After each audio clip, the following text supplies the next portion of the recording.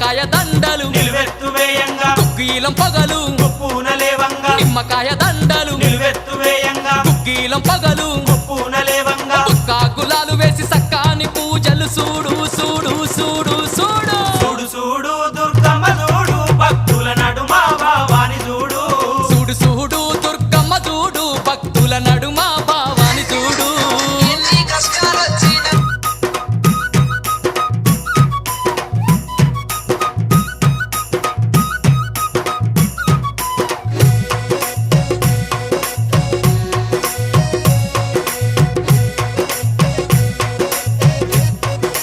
అమ్మా